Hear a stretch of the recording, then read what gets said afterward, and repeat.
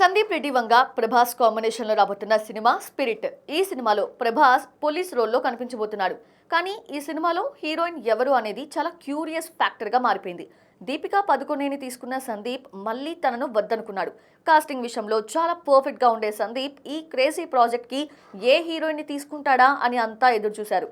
చివరికి యానిమల్ సినిమాతో national crush గా మారిన ట్రిప్టీ డిమ్రీని ఫైనల్ చేశాడు. యానిమల్ సినిమా సక్సెస్ లో ట్రిప్టీ డిమ్రీ కాంట్రిబ్యూషన్ కూడా ఎక్కువే.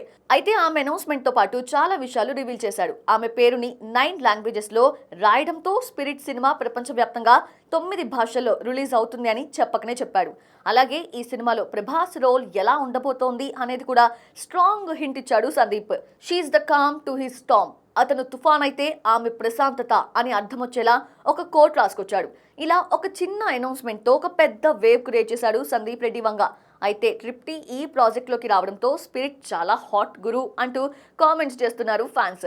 నిజానికి ఈ ప్రాజెక్ట్ అనుకున్నప్పుడు ముందుగా వినిపించిన పేరు ఈమెదే. మధ్యలో అటు ఇటు తిరిగి చివరికి ఆమె దగ్గరికే వచ్చి ఆగింది. యానిమల్ సినిమాలో ఇంతకు మించి ఎక్స్పోజింగ్ కష్టం అనేలా నటించిన ట్రిప్టీని ఈ సినిమాలో సందీప్ ఎలా చూపించబోతున్నాడో చూడాలి.